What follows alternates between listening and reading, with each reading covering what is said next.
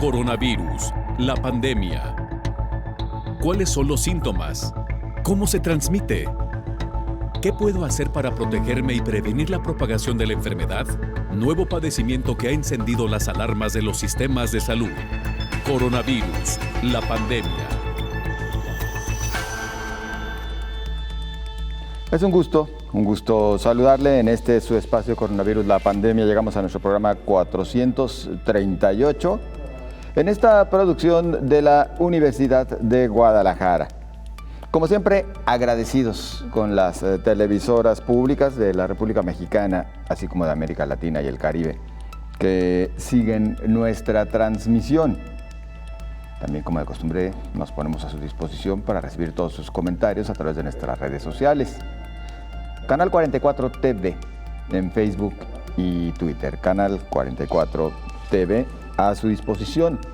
También tenemos nuestro número de WhatsApp permanentemente a sus órdenes, el 33 22 42 06 90, 33 22 42 06 90.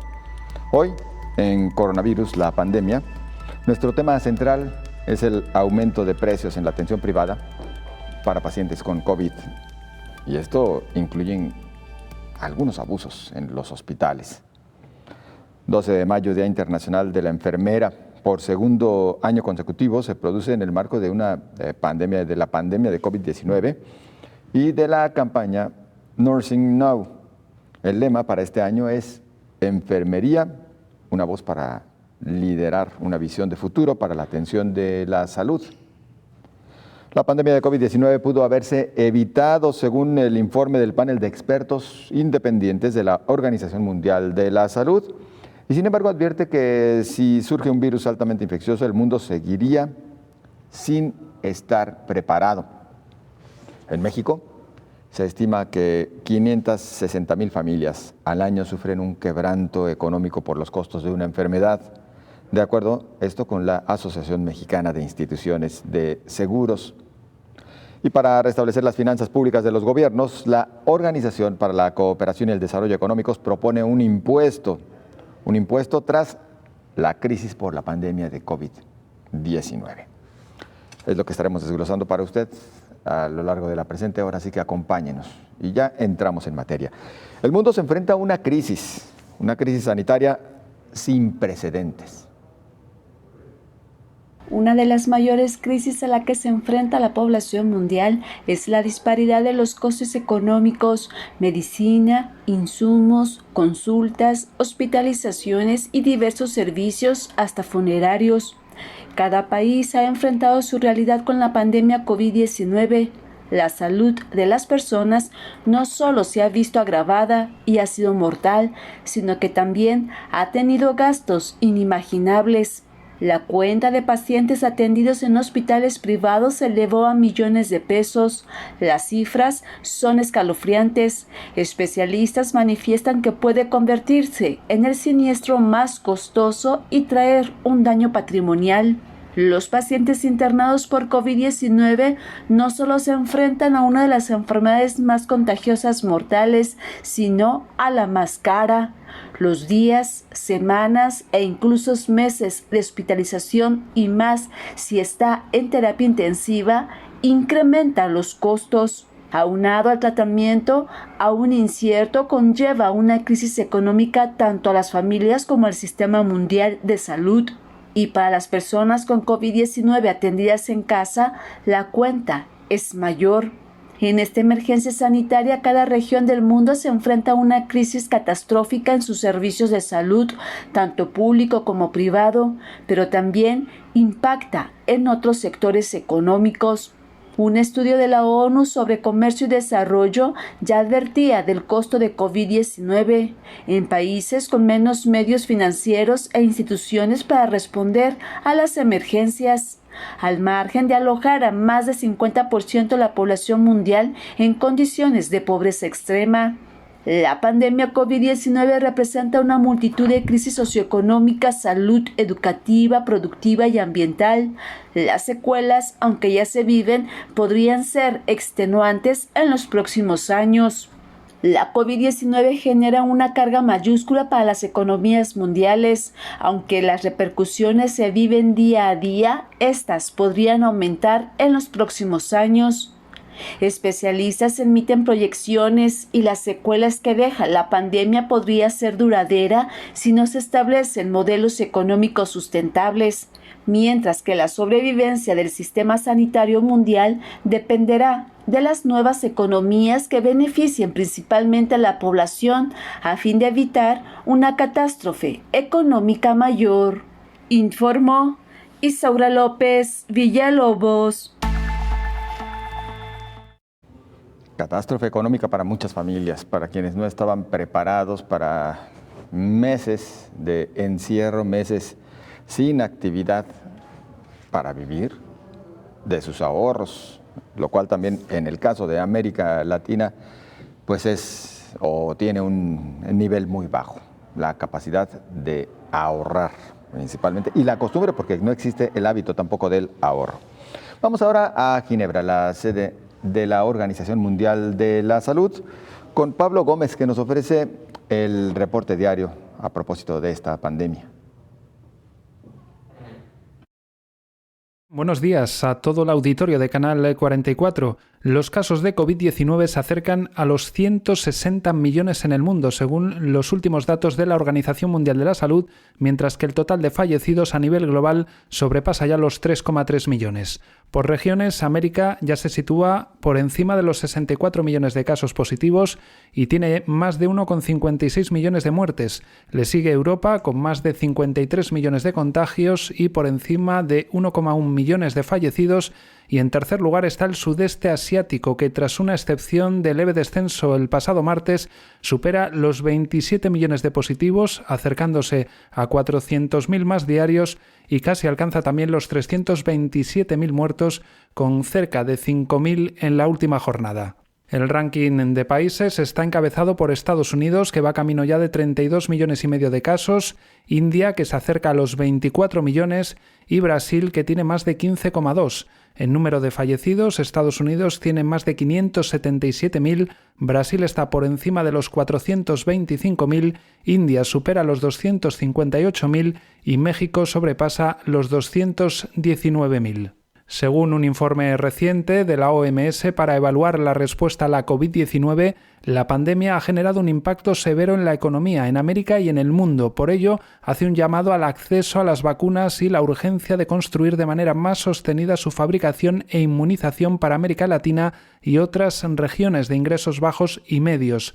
Y por otro lado, el director de la OMS para el Mediterráneo Oriental, Ahmed Al-Mandari, apelaba en las últimas horas al autocontrol de los ciudadanos de los países musulmanes, que a partir de este jueves celebran la fiesta que pone fin al mes sagrado de Ramadán, con el objetivo de que nadie se infecte o muera como resultado de su propio comportamiento o por el de los demás.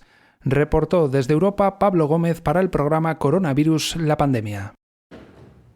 Gracias a Pablo Gómez. Pfizer mete acelerador para vacunar a adolescentes de 12 a 15 años.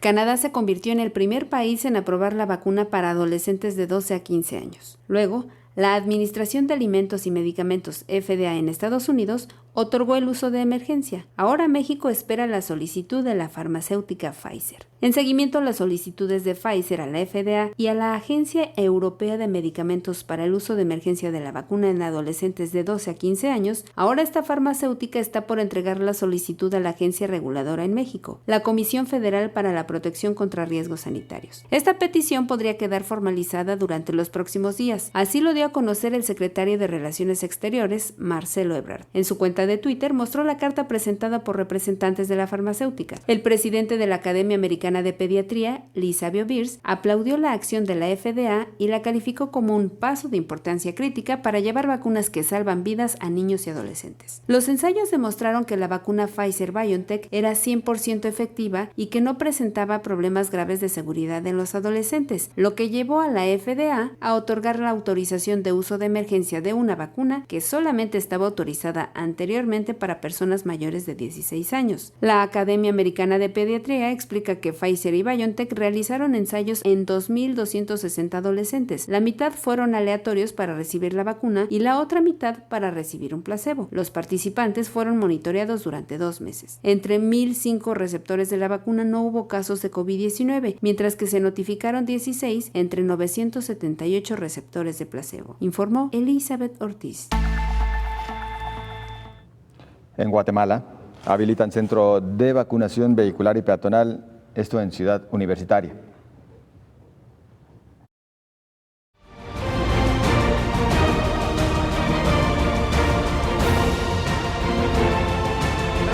El día de hoy, gracias a Dios, estamos acá para inaugurar 2 centros de vacunación. Para nosotros como sancarlistas es un gusto estar inaugurando el día de hoy 2 nuevos puestos de vacunación ya funcionando. Uno vehicular, que es manejado por el Ministerio de Salud Pública y Asistencia Social con el apoyo logístico, infraestructura y recurso humano de la Universidad de San Carlos de Guatemala. Y otro puesto peatonal que es manejado por el Instituto Guatemalteco de Seguridad Social, en donde también estamos aportando infraestructura y algo de recurso humano también. Bueno, miren, no esperábamos menos de la Universidad de San Carlos, muy orgullosa, soy sancarlista y de verdad una coordinación increíble, la logística, ¿qué podemos decir? Todo está perfecto. Lo único que necesitamos es que la gente venga, que conozca, que pueda acudir a este centro y eso es responsabilidad de nosotros. Estamos haciendo esfuerzos para comunicarle a las personas cómo pueden registrarse y poder venir sin ninguna dificultad. Estamos muy agradecidos, de verdad que es un trabajo colaborativo extraordinario. En coordinación con la Universidad de San Carlos de Guatemala, el Ministerio de Salud, y nosotros pues estamos llevando a cabo este esfuerzo de vacunación a el pueblo de Guatemala. Ahorita estamos con los mayores de 70 años y estamos en la Universidad de San Carlos, de manera que lo natural es que están empezándose a vacunar docentes, personal administrativo, pero es un mensaje muy importante porque que los docentes y los maestros empiecen a vacunar, pues es algo que puede permitir que se empiece a rehabilitar la educación.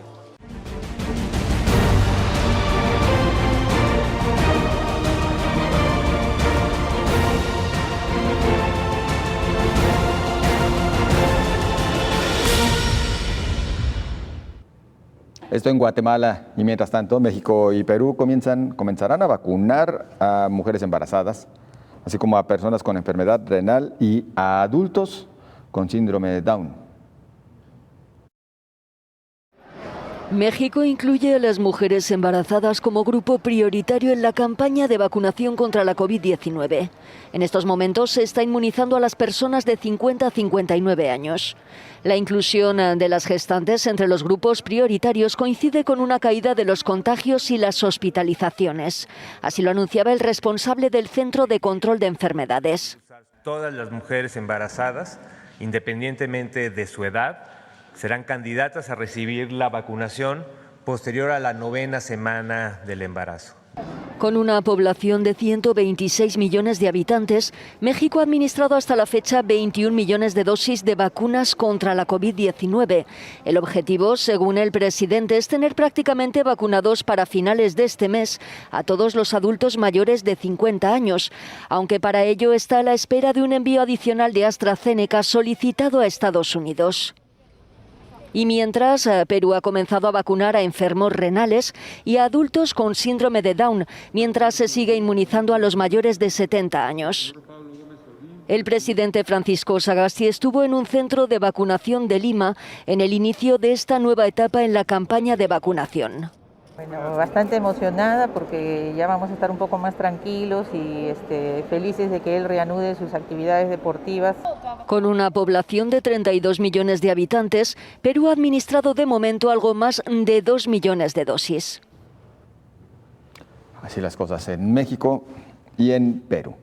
Tenemos que ir a una pausa, regresaremos para continuar evaluando, reflexionando qué tan preparado se encuentra el mundo para la aparición de nuevos virus como este, altamente contagiosos. No se vayan.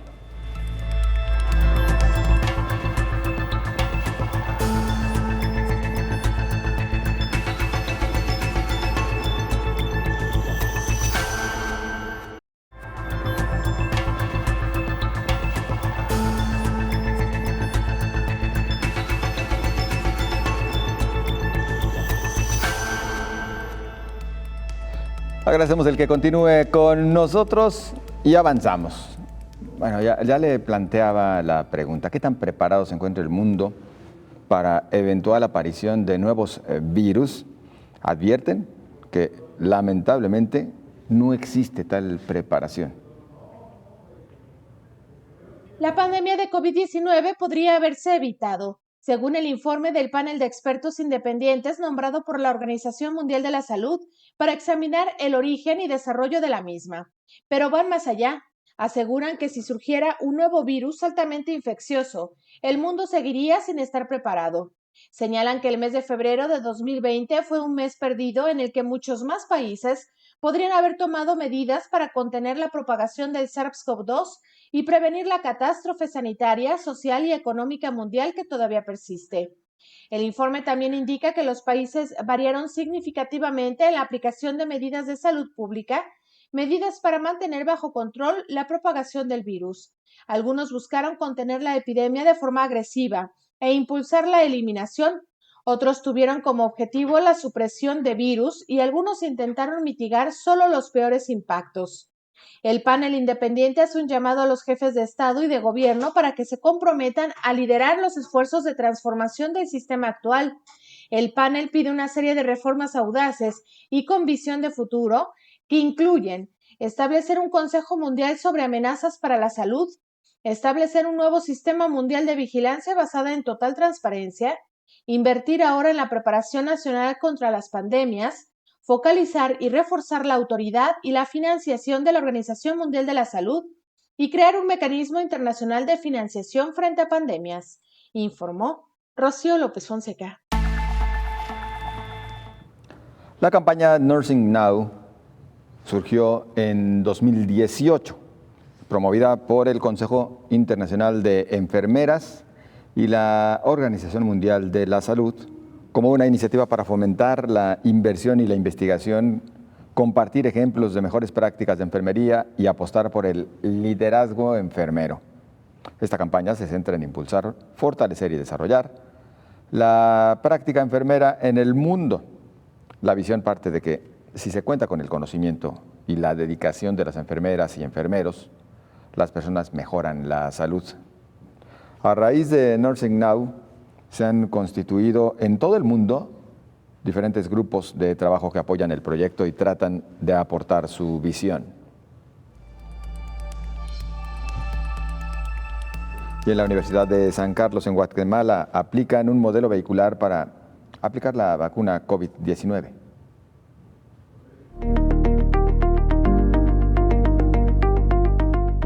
Procedimiento puesto de vacunación COVID-19 modalidad vehicular. Ingreso. El ingreso será exclusivamente por el periférico. Frente al parqueo de la Facultad de Arquitectura se dirigen los vehículos de vacunación vehicular hacia el carril derecho, carril externo, y hacia la izquierda, carril interno, los trabajadores USAC y personas de vacunación del ICS. Vacunación peatonal. Habrá señalización y personal USAC dirigiendo a los usuarios. Estación número 1, toma de temperatura, verificación de datos, orientación y entrega de consentimiento informado. La estación número 1 se integra por 6 digitadores y 2 monitores. Al arribar el usuario, un monitor le tomará la temperatura y el digitador le solicitará presentar el mensaje de confirmación de su cita, fecha y hora, y su documento de identificación. Los digitadores verifican los datos personales del usuario en el sistema. Si no aparece su registro, un monitor le indica que debe retirarse del campus central mediante el carril izquierdo reversible, el cual está identificado con una manta, la cual dirá retorno salida periférico. A las personas que cumplen con los requisitos se les entrega el consentimiento informado y se les indicará que deben llenarlo y firmarlo antes de llegar a la estación número 2. Asimismo, se les solicitará ir con el brazo descubierto listo para vacunar. Estación número 2, vacunación. La estación número 2 se compone de 6 estaciones de vacunación, las cuales contarán con un digitador y un vacunador cada una, y estarán identificados con el número que les corresponda. Las estaciones de vacunación se instalarán en forma lineal, de tal manera que al finalizar el proceso de vacunación con un vehículo se asignará otro a determinada estación y de esa manera se agilizará el proceso.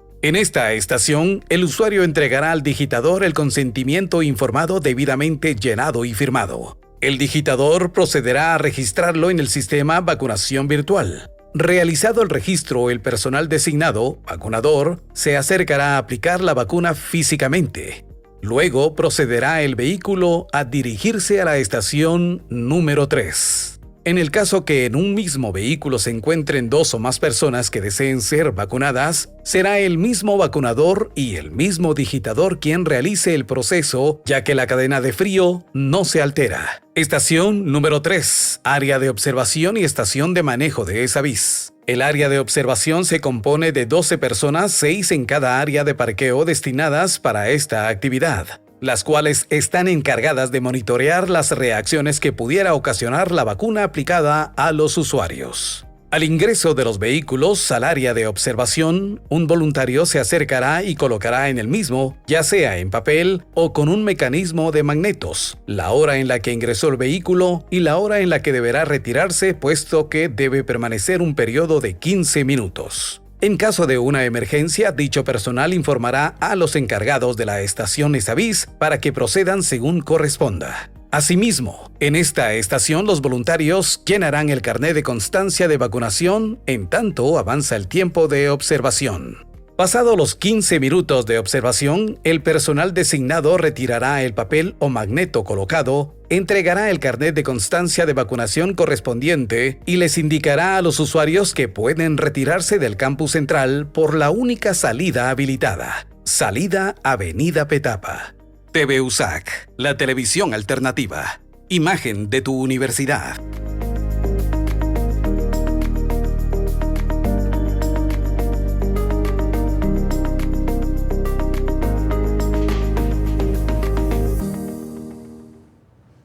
Y ya para adentrarnos en lo que han representado los costos por la atención a pacientes con COVID-19, vamos a esta información. El costo de hospitalización por COVID es casi 4 veces más alto en Canadá. El costo promedio de una estancia en el hospital por COVID en Canadá es de $23,000. Es casi 4 veces el precio de ingresar por otra enfermedad, que es de $6,000. Pero la estadía en la unidad de cuidados intensivos es significativa y más alta, que podría llegar hasta los $50,000, de acuerdo con el Instituto Canadiense de Información Médica. Datos recopilados de enero a noviembre de 2020 indican que hubo más de 13,900 hospitalizaciones en Canadá, sin incluir datos de Quebec, para pacientes con diagnóstico de COVID. En ese mismo periodo fueron reportadas más de 85,400 visitas a urgencias por esta enfermedad. El 20% ingresó en el hospital. La duración promedio de la estancia fue de 15 días. Los pacientes de barrios menos prósperos representaron el mayor número y porcentaje de hospitalizaciones por COVID-19 y visitas al servicio de urgencias. Más de la mitad, es decir, 57% de los pacientes ingresados en el hospital fueron dados de alta, mientras que 19% murió en la clínica. La tasa de mortalidad intrahospitalaria fue del 18% para las mujeres y del 20% para los hombres. Por otro lado, 23% de las estancias hospitalarias incluyeron un ingreso en la unidad de cuidados intensivos. Entre los pacientes con estadías en cuidados intensivos, 60% recibió ventilación y el 30% murió en las instalaciones, informó Elizabeth Ortiz. Permítanos un par de minutos para continuar enseguida, ya entrando en materia, los costos, el aumento de precios para la atención privada a pacientes con COVID-19. Regresamos.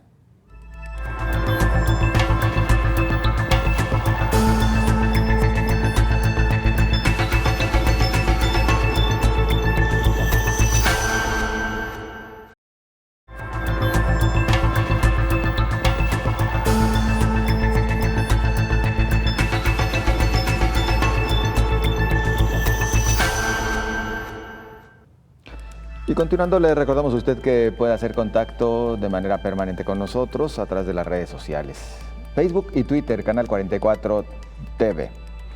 Y entrando en la información a propósito de los costos de la atención por COVID, en semanas aumentó el costo de los seguros para mujeres, aumentó 46%. De los más de 2.3 millones de casos de COVID en México, solo 1.38% tiene seguro médico. En este país, 560,000 familias al año sufren un quebranto económico por los costos de una enfermedad, de acuerdo con la Asociación Mexicana de Instituciones de Seguros. Pero si se trata de COVID-19, en solo semanas aumentó el costo de contraer esta enfermedad, informó el vicepresidente de la asociación, Edgar Caram. Nosotros los hombres costamos, en términos del promedio, 526,000 pesos y las mujeres 330,000. Pero el monto de las mujeres hace varias semanas, estábamos en 228,000 pesos. El costo de la atención se ha ido incrementando porque la enfermedad ha durado demasiado tiempo. Aunque los hombres son los que tienden a complicarse más por la COVID, aumentó más el precio de los seguros para mujeres en un 46%.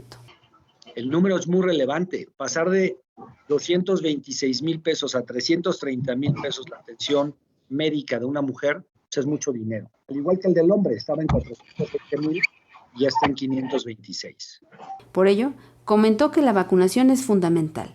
En la medida que las personas estén inmunizadas, esto va a disiparse, informó Elizabeth Ortiz.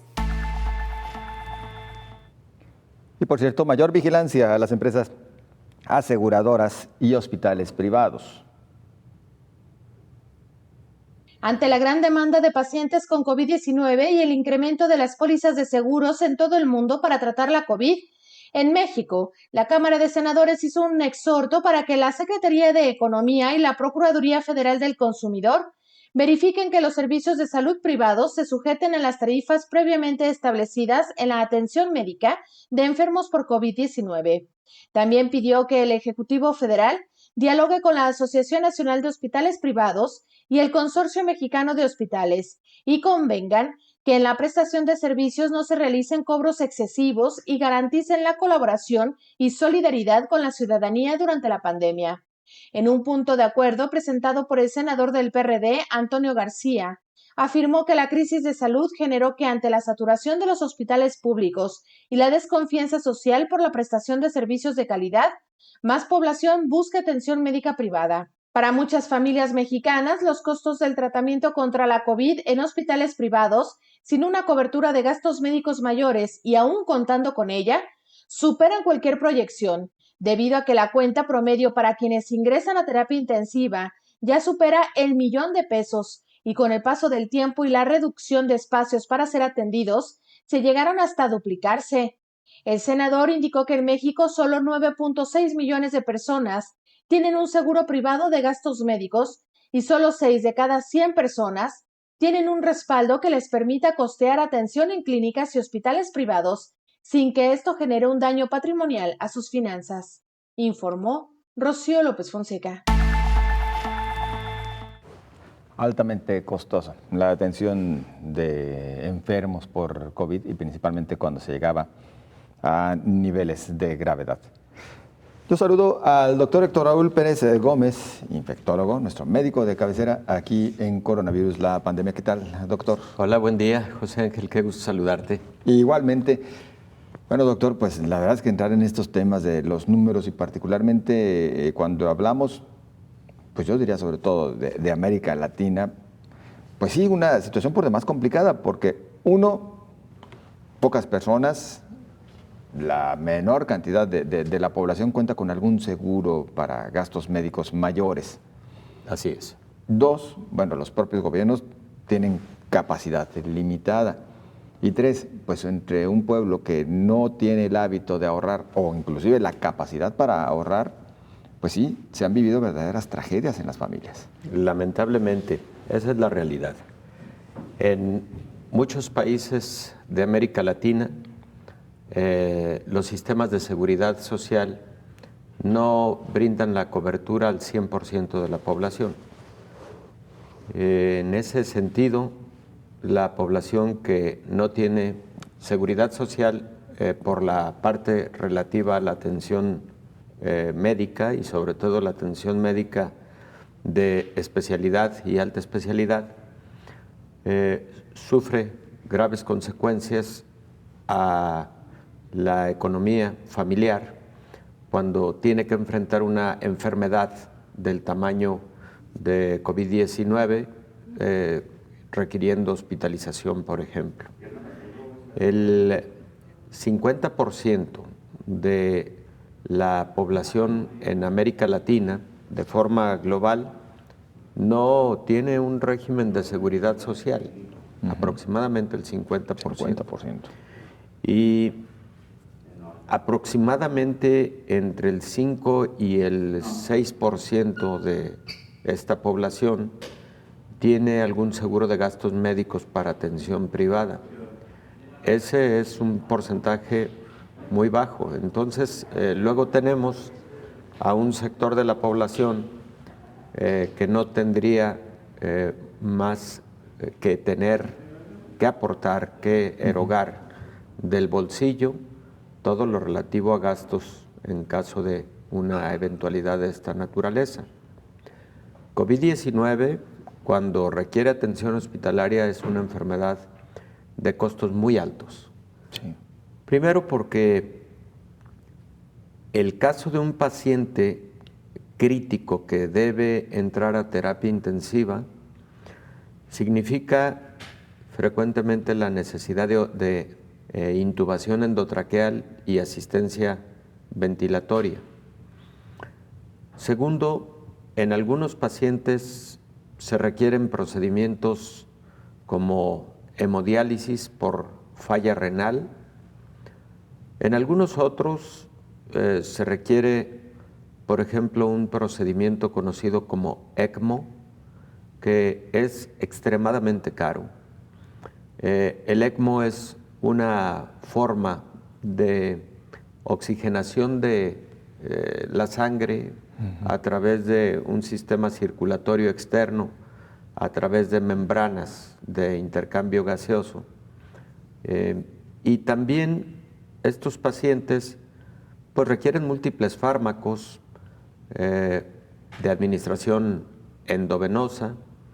Hay algunos fármacos antiinflamatorios, por ejemplo, tocilizumab, en que el costo de un esquema de tocilizumab puede alcanzar hasta los 100,000 pesos mexicanos.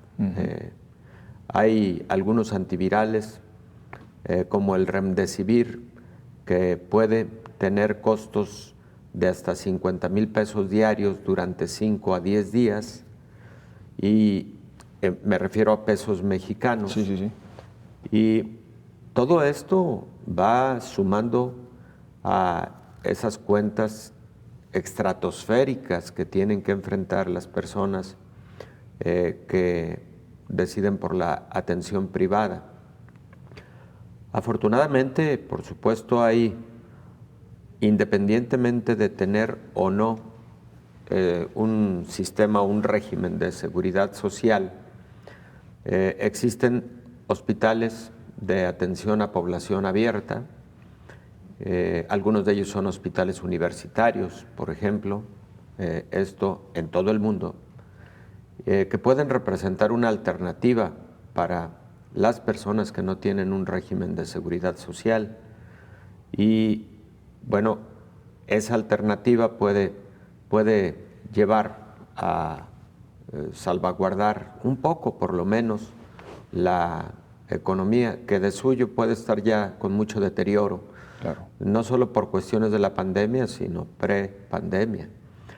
Y por otro lado, hay que recordar que en general los costos de atención hospitalaria para pacientes con COVID, independientemente de que sean hospitales públicos o privados, se incrementa porque recordemos que, por ejemplo, se deben implementar la utilización de los equipos de protección personal. Eso tiene costos. Y cada profesional de la salud que debe entrar a revisar a un paciente con COVID, y esto no es una sola vez al día, frecuentemente es múltiples veces en un día. Frecuentemente es estar permanentemente ahí, pero en ocasiones tiene que entrar a verlo el neumólogo, el intensivista, el cardiólogo, el infectólogo, y todo eso va representando la necesidad de la colocación de un equipo de protección personal. Insisto, eso tiene costos adicionales. Y además de todos los insumos relativos a la desinfección de superficies, a la desinfección de los espacios, que debe hacerse con mayor frecuencia, con mayor énfasis por lo transmisible de la enfermedad. Y otro de los aspectos que impactó mucho a los costos de atención hospitalaria, José Ángel, fue la estrategia de reconversión. Sí. Cuando tú tienes que reconvertir a un hospital o a una clínica para atender a pacientes con enfermedades infectocontagiosas de alta transmisión, tú tienes que hacer adaptaciones incluso a la infraestructura hospitalaria. ¿Cierto? Tú tienes que hacer adaptaciones frecuentemente a los sistemas de ventilación, a los sistemas de aires acondicionados para utilizar filtros de alta eficiencia y con eso disminuir los riesgos de transmisión de la enfermedad a través de aerosoles. Tú debes frecuentemente cambiar o adaptar la infraestructura para obtener lo que conocemos presión negativa de los espacios de hospitalización, etcétera.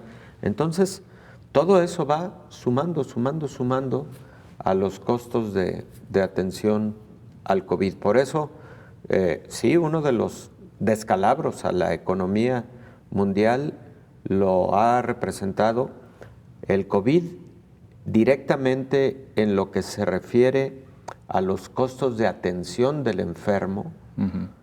Además, evidentemente, de la caída en las cadenas productivas por el aislamiento o confinamiento social de los diversos momentos en todo el mundo que a lo largo de la pandemia se han tenido que adoptar.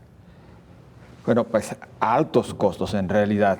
Tan Muy solo altos costos. Este antiinflamatorio que nos mencionaba, doctor, 100,000 pesos.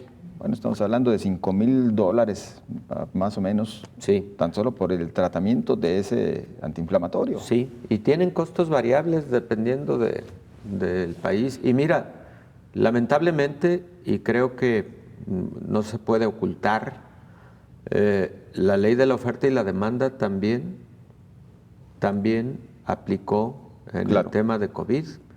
Y digo lamentablemente porque creo que ante una emergencia sanitaria de esta naturaleza debería prevalecer el sentido de solidaridad, el sentido de apoyo social, de apoyo comunitario, de abrazarnos todos para poder resolver un problema tan grave como el que estamos viviendo, y de que la industria farmacéutica en ese sentido pues tenga mucha cordura en cuanto a los costos de los insumos. Claro. Y apoye mucho a la sociedad sin incremento de estos costos y más bien tratando de ser solidaria, ¿no?, con ese sufrimiento que está teniendo la sociedad con COVID-19.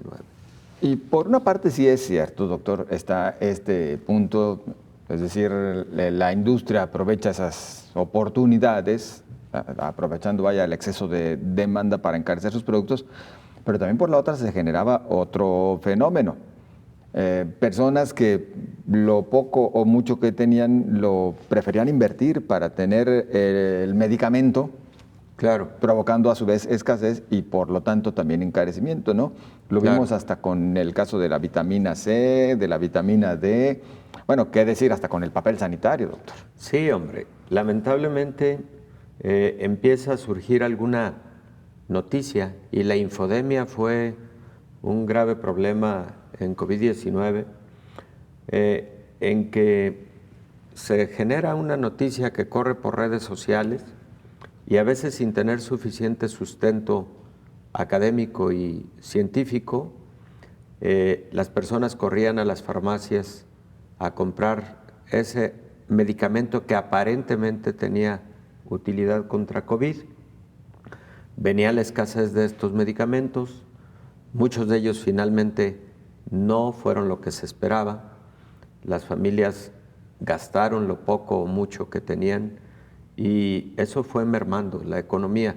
¿Qué decir de un fenómeno que a mí me parece fue lamentable y en momentos desesperante, lo relativo a el aprovisionamiento de oxígeno, ya fuera para utilizarlo en casa, ya fuera para utilizarlo en el ámbito hospitalario, pero sobre todo en casa, las personas que decidían junto con su médico tratante el poder llevar la enfermedad en casa, pero con suplemento de oxígeno, con un concentrador de oxígeno, etcétera, cómo se sufrió. Y en muchos países, países incluso no solo de América Latina, Europa claro.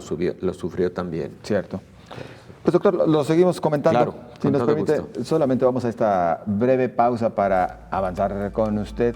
No se vaya.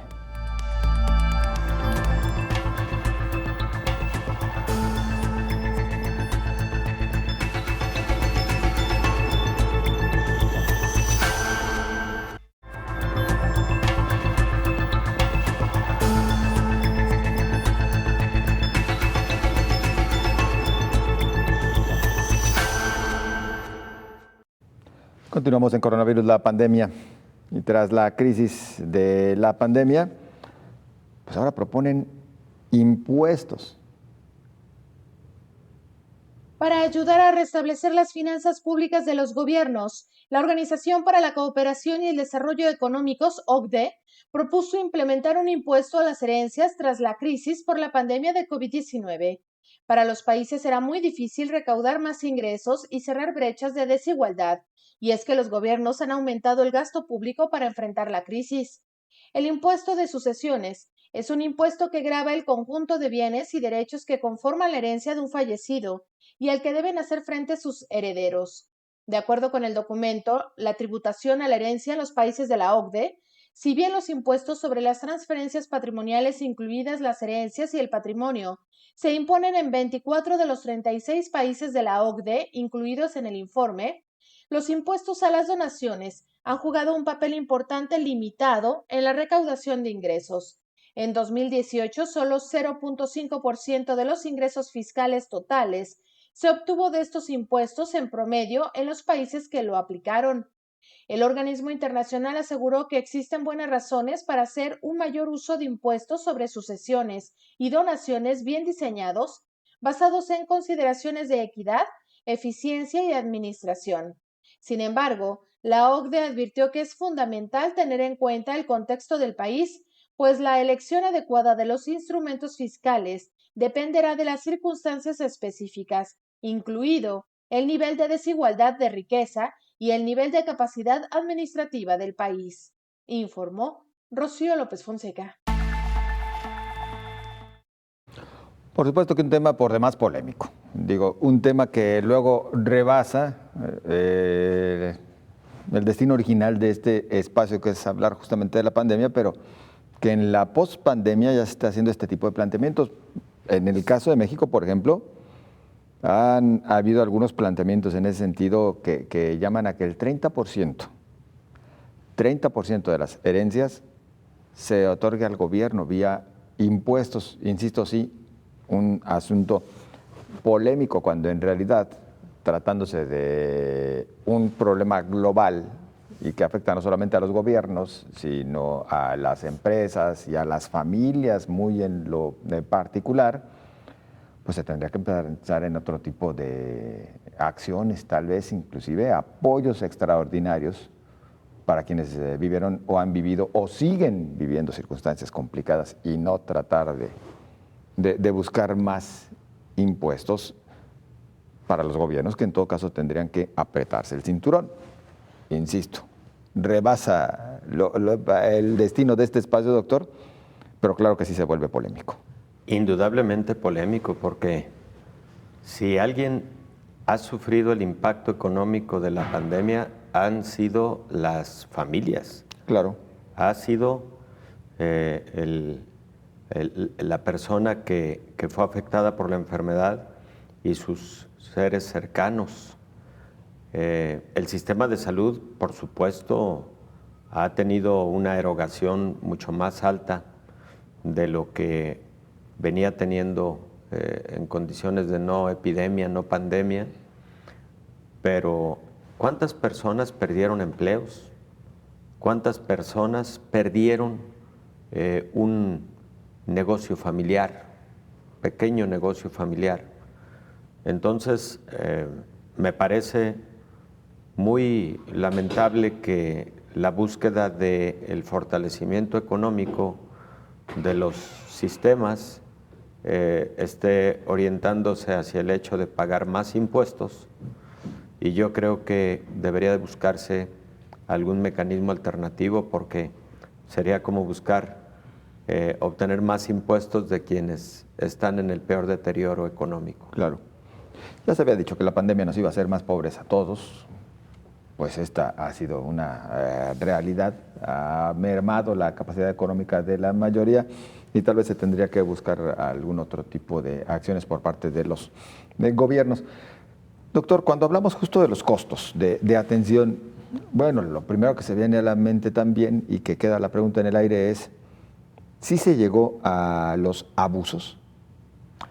Mira, yo creo que, José Ángel, hubo abusos en costos de insumos y lo vimos durante los meses de diciembre y enero, cuando el costo de un tanque de oxígeno medicinal que tenía un costo de origen probablemente de alrededor de 12,000 pesos llegó a venderse hasta en 70,000 pesos. O sea, en esa desproporción se incrementaron costos.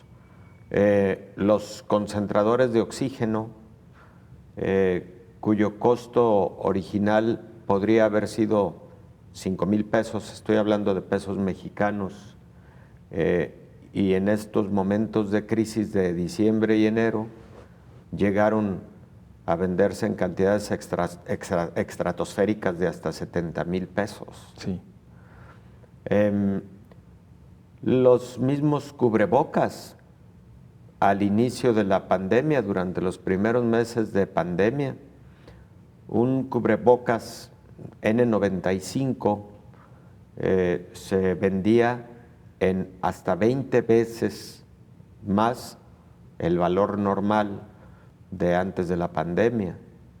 Y así podemos repasar insumo a insumo, medicamento y medicamento, para identificar lo que representó en momentos de abuso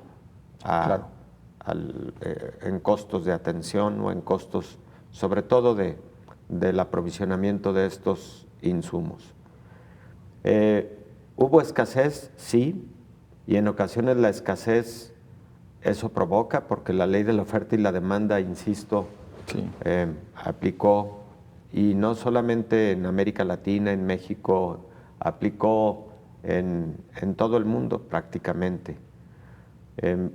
Hubo momentos en que los espacios de hospitalización estaban abarrotados y lograr una cama de hospital fue verdaderamente difícil. En ese sentido, no identifico que los hospitales como tal hayan incrementado los costos de hospitalización día, por ejemplo. No identifico que como tal los hospitales hayan incrementado de forma desproporcionada lo referente a la atención hospitalaria, pero sí identifico que los costos de insumos se triplicaron o se multiplicaron, y eso pues finalmente termina por impactar al bolsillo del paciente, de su familia, ¿no? Doctor, hay quienes por necesidad o por convicción recurren comúnmente a la medicina alternativa.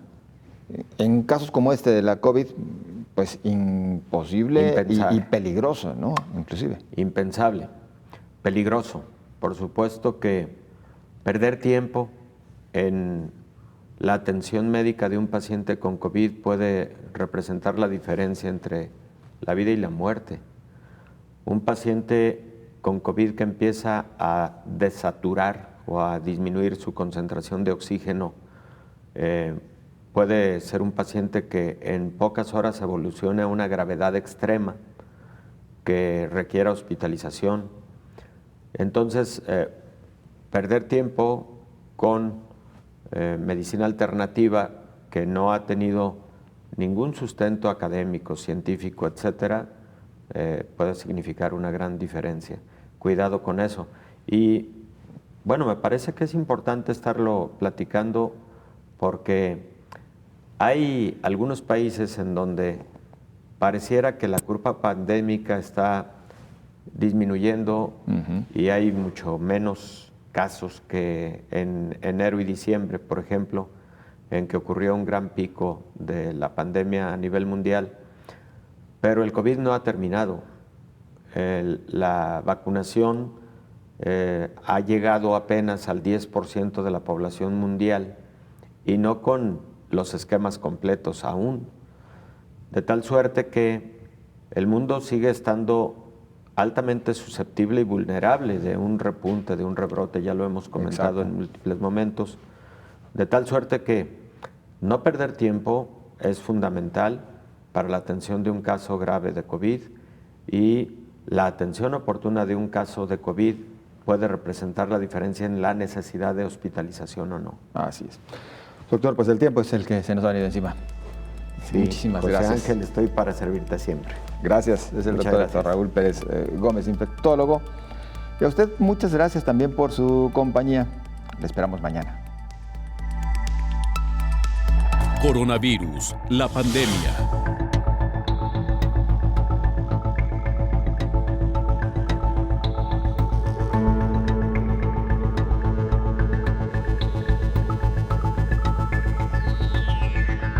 Coronavirus, la pandemia.